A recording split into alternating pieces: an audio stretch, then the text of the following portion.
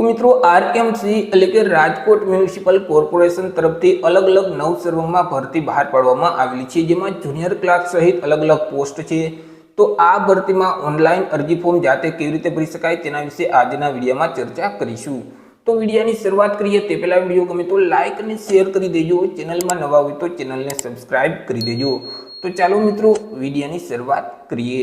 તો સૌથી પહેલા મિત્રો તમારે તમારા મોબાઈલમાંથી અથવા તો લેપટોપ કે પીસીમાંથી કોઈ પણ એક ઇન્ટરનેટ બ્રાઉઝરને ઓપન કરવાનું રહેશે અને ત્યાં સર્ચ બોક્સમાં ટાઈપ કરવાનું રહેશે આરએમસી। એવું મિત્રો તમે આરએમસી ટાઈપ કરી તમે તેને સર્ચ કરશો તો તમારી સામે આ મુજબની એક સ્ક્રીન ઓપન થઈ જશે કે જ્યાં રાજકોટ મ્યુનિસિપલ કોર્પોરેશનની વેબસાઇટ તમને સૌથી પહેલા જોવા મળશે www.rmc.gov.in। આ વેબસાઇટ ઉપર તમારે ક્લિક કરવાનું રહેશે। તો મિત્રો તમે વેબસાઇટ ઉપર ક્લિક કરશો એટલે રાજકોટ મહાનગરપાલિકાની જે ઓફિશિયલ વેબસાઇટ છે તે ઓપન થઈ જશે। તમને આ મુજબની એક સ્ક્રીન જોવા મળશે। અહીં જે મેનુ આપેલ છે તેમાં અહીં તમને એક રિક્વાયરમેન્ટનો ઓપ્શન જોવા મળશે, તે ઓપ્શન ઉપર ક્લિક કરવાનું રહેશે। એવું મિત્રો તમે રિક્વાયરમેન્ટના બટન ઉપર ક્લિક કરશો તો ફરીથી આ મુજબની એક સ્ક્રીન ઓપન થઈ જશે। આરએમસીમાં જેટલી ભરતીમાં અરજી ફોર્મ શરૂ હશે તેનું લિસ્ટ તમને જોવા મળશે। મિત્રો હાલ અત્યારે આરએમસી તરફથી અલગ અલગ 9 કેડરમાં અરજી ફોર્મ શરૂ કરી દેવામાં આવેલા છે। તમારે જે પોસ્ટમાં અરજી ફોર્મ ભરવું હોય તો તેની સામે જે બ્લુ કલરમાં એપ્લાય ઓનલાઈનનું બટન આપેલ છે તેના ઉપર ક્લિક કરવાનું રહેશે।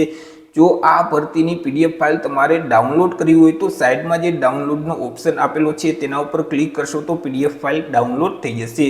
તમામ પોસ્ટ માટે અરજી ફોર્મ ભરવાની રીત સેમ જ છે। તમારે જે પોસ્ટમાં અરજી ફોર્મ ભરવું હોય તો તેની સામે જે એપ્લાય ઓનલાઈનનું બટન આપેલ છે તેના ઉપર ક્લિક કરવાનું રહેશે। જેવું મિત્રો તમે એપ્લાય ઓનલાઈનના બટન ઉપર ક્લિક કરશો તો આગળ તમને એક અરજી ફોર્મ આપી દેવામાં આવશે। તે અરજી ફોર્મમાં તમામ માહિતી આપવાની રહેશે। તેમાં સૌથી પહેલાં તમારે તમારી પર્સનલ ઇન્ફોર્મેશન આપવાની રહેશે। તમારે કઈ કેટેગરીમાં અરજી ફોર્મ ભરવું છે તે કેટેગરી અહીંથી સિલેક્ટ કરી દેવાની રહેશે। તમારી કેટેગરી કઈ છે તે કેટેગરી અહીંથી સિલેક્ટ કરવાની રહેશે। ત્યાર પછી તમારું જેન્ડર મેલ કે ફિમેલ અહીંથી સિલેક્ટ કરી દેવાનું રહેશે। તમે શારીરિક રીતે વિકલાંગ વ્યક્તિ છો કે કેમ? જો શારીરિક રીતે વિકલાંગ વ્યક્તિ હોય તો અહીં ચેકબોક્સમાં ટીક કરવાનું રહેશે। વિકલાંગતાની ડિટેલ અહીંથી સિલેક્ટ કરી દેવાની રહેશે। વિકલાંગતાની ટકાવારી અહીં ટાઈપ કરી દેવાની રહેશે। પરંતુ તમે શારીરિક રીતે વિકલાંગ વ્યક્તિ નથી તો અહીં તમારે ટીક કરવાનું રહેતું નથી। ત્યાર પછી તમારી જે તે સરનેમ હોય તે આ બોક્સમાં ટાઈપ કરી દેવાની રહેશે। તમારું નામ અહીં ટાઈપ કરવાનું રહેશે। તમારા પિતા અથવા તો પતિનું નામ આ બોક્સમાં ટાઈપ કરી દેવાનું રહેશે। તમારા માતાનું નામ અહીં ટાઈપ કરવાનું રહેશે। ત્યાર પછી તમારું જે તે એડ્રેસ છે તે એડ્રેસ આ બોક્સમાં ટાઈપ કરી દેવાનું રહેશે। ત્યાર પછી સિટીનું નામ અહીંથી તમારે સિલેક્ટ કરી દેવાનું રહેશે। તમે જે એરિયામાં રહો છો તે એરિયાના પિનકોડ નંબર આ બોક્સમાં ટાઈપ કરી દેવાના રહેશે। ત્યાર પછી લોકેશન અહીં ટાઈપ કરવાનું રહેશે। મેરિટલ સ્ટેટસ જે લાગુ પડતું હોય તે અહીંથી તમારે સિલેક્ટ કરી દેવાનું રહેશે। તમારા મોબાઈલ નંબર આ બોક્સમાં ટાઈપ કરી દેવાના રહેશે। તમારું ઈમેલ આઈડી અહીં ટાઈપ કરી દેવાનું રહેશે। તમારી જે તે જન્મ તારીખ છે તે કેલેન્ડરમાંથી સિલેક્ટ કરી દેવાની રહેશે। ત્યાર પછી જો તમે લેન્ડલાઇન નંબર યુઝ કરતા હોય તો એસટીડી કોડ સાથે તમારા ફોન નંબર અહીં ટાઈપ કરવાના રહેશે। તમે ઓલરેડી આરએમસીમાં કર્મચારી તરીકે ફરજ બજાવતા હોય તો ચેકબોક્સમાં ટીક કરી દેવાનું રહેશે અને તમારો જે કોડ છે એમ્પ્લોય કોડ તે અહીં ટાઈપ કરવાનું રહેશે। પરંતુ તમે આરએમસીમાં એમ્પ્લોય તરીકે ફરજ નથી બજાવતા તો અહીં તમારે ટીક કરવાનું રહેતું નથી। ત્યાર પછી મિત્રો અહીં સ્ટેટ લેવલનું સ્પોર્ટનું સર્ટિફિકેટ તમારી પાસે છે કે કેમ? જો સ્ટેટ લેવલનું સ્પોર્ટનું સર્ટિફિકેટ હોય તો અહીં તમારે ટીક કરી દેવાનું રહેશે અને કઈ રમતનું સર્ટિફિકેટ છે તે રમત અહીંથી સિલેક્ટ કરી દેવાની રહેશે અને સ્પોર્ટની વિગત છે ડિટેલ છે તે અહીં ટાઈપ કરી દેવાની રહેશે। પરંતુ તમારી પાસે સ્ટેટ લેવલનું સ્પોર્ટનું સર્ટિફિકેટ નથી તો અહીં તમારે ટીક કરવાનું રહેતું નથી। આગળ મિત્રો તમારે એજ્યુકેશન ક્વોલિફિકેશનની વિગત એટલે કે શૈક્ષણિક લાયકાતની વિગત આપવાની રહેશે। અહીંથી તમારે ડિગ્રી સિલેક્ટ કરી દેવાની રહેશે। તમે ગ્રેજ્યુએશન કમ્પ્લીટ કરેલું હોય તો અહીં ગ્રેજ્યુએશનને સિલેક્ટ કરવાનું રહેશે। જો તમે ગ્રેજ્યુએશન સમકક્ષની લાયકાત ધરાવતા હોય તો અધર સિલેક્ટ કરી દેવાનું રહેશે। ત્યાર પછી મિત્રો યુનિવર્સિટીનું નામ આ બોક્સમાં ટાઈપ કરી દેવાનું રહેશે। તમે મેળવેલ ટકાવારી અહીં ટાઈપ કરવાની રહેશે। પાસિંગ વર્ષ અહીં ટાઈપ કરી દેવાનું રહેશે અથવા તો સિલેક્ટ કરી દેવાનું રહેશે। ત્યાર પછી મિત્રો તમે જે ડિગ્રી મેળવેલ છે, તમે જે કોર્સ કરેલ છે તે કેટલા વર્ષનો છે તે કોર્સ ડ્યુરેશન અહીં ટાઈપ કરી દેવાના રહેશે। ત્યાર પછી મેન વિષય એટલે કે મેન સબ્જેક્ટનું નામ અહીં ટાઈપ કરવાનું રહેશે। તમામ વિગત ભરાઈ જાય એટલે અહીં મિત્રો સેવનો ઓપ્શન તમને જોવા મળશે, તે સેવના બટન ઉપર ક્લિક કરી દેવાનું રહેશે। આગળ મિત્રો જો તમારી પાસે એક્સપિરિયન્સ હોય તો તેની વિગત આપવાની રહેશે, પરંતુ જો તમારી પાસે એક્સપિરિયન્સ નથી તો તેની વિગત ફરજિયાત નથી, ના આપો તો પણ ચાલે, પરંતુ જો અનુભવ હોય તો તેની વિગત તમારે આપી દેવાની રહેશે। તમે જે સંસ્થામાં કામ કરતા હોય તે સંસ્થાનું નામ અહીં ટાઈપ કરી દેવાનું રહેશે। ત્યાં તમારો હોદ્દો શું હતો તે હોદ્દાનું નામ અહીં ટાઈપ કરવાનું રહેશે। ત્યાં તમારી સેલેરી કેટલી છે તે સેલેરીની વિગત અહીં આપી દેવાની રહેશે। તમારી જોઈનિંગ તારીખ કઈ છે તે જોઈનિંગ તારીખ અહીંથી તમારે સિલેક્ટ કરી દેવાની રહેશે। તમારી ડિસ્ચાર્જ તારીખ કઈ છે તે અહીંથી તમારે કેલેન્ડરમાંથી સિલેક્ટ કરી દેવાની રહેશે। ત્યાર પછી મિત્રો તમારી પાસે ટોટલ કેટલા મહિનાનો અનુભવ છે તે અહીં ઓટોમેટિક આવી જશે। વિગત ભરાઈ જાય એટલે અહીં સેવનું બટન છે તે સેવના બટન ઉપર ક્લિક કરી દેવાનું રહેશે। આગળ મિત્રો તમારે ફોટો અને સિગ્નેચર અપલોડ કરવાના રહેશે, પરંતુ તમે જે ફાઇલ અપલોડ કરો તે ફાઇલનું ફોર્મેટ જેપીઈજી અથવા તો જેપીજી અથવા તો પીએનજી ફાઇલ જ હોવી જોઈએ અને ફાઇલની જે સાઇઝ છે તે 15 KB કરતાં ઓછી હોવી જોઈએ। સૌથી પહેલાં તો તમારે ફોટો અપલોડ કરવાનો રહેશે। ચોઈસ ફાઇલના બટન ઉપર ક્લિક કરશો તો ડિવાઇસ ઓપન થઈ જશે। ત્યાંથી તમારે ફોટોગ્રાફને સિલેક્ટ કરી દેવાનો રહેશે એટલે ફોટો અપલોડ થઈ જશે।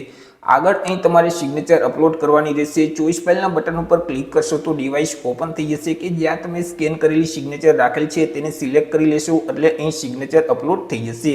ત્યાર પછી અહીં તમને એક ડિક્લેરેશન જોવા મળશે, તેને એકવાર વાંચી લેવાનું રહેશે। એક્સેપ્ટ કરવા માટે યસના બટન ઉપર ક્લિક કરી દેવાનું રહેશે। ત્યાર પછી સેવ એન્ડ સબમિટના બટન ઉપર ક્લિક કરવાનું રહેશે।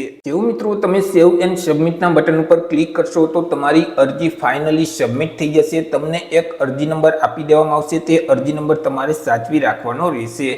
આગળ મિત્રો તમારે પરીક્ષા ફી ભરવાની રહેશે। પરીક્ષા ફી છે તે ઓનલાઈન જ ભરવાની રહેશે। અહીં મિત્રો જે મેનુ આપેલ છે તેમાં ફી પેમેન્ટનો ઓપ્શન જોવા મળશે, તેના ઉપર ક્લિક કરવાનું રહેશે, જેથી કરી મિત્રો અરજીની વિગત માંગશે। તમને જે અરજી નંબર આપવામાં આવેલો છે તે અરજી નંબર આ બોક્સમાં ટાઈપ કરી દેવાનો રહેશે। ફોર્મ ભરતી વખતે તમે જે જન્મ તારીખ આપેલ છે તે જન્મ તારીખ કેલેન્ડરમાંથી સિલેક્ટ કરી દેવાની રહેશે। ત્યાર પછી ફોર્મ ભરતી વખતે તમે જે મોબાઈલ નંબર આપેલ છે તે મોબાઈલ નંબર આ બોક્સમાં ટાઈપ કરી દેવાનું રહેશે। સર્ચના બટન ઉપર ક્લિક કરવાનું રહેશે। જેવું મિત્રો તમે સર્ચના બટન ઉપર ક્લિક કરશો તો તમારી અરજીની વિગત જોવા મળશે, જેમ કે તમારો એપ્લિકેશન નંબર તમને જોવા મળશે, તમારું નામ અહીં તમને જોવા મળશે, પોસ્ટનું નામ જોવા મળશે, ઈમેલ આઈડી જોવા મળશે, તમારું જેન્ડર છે તે પણ તમને જોવા મળશે।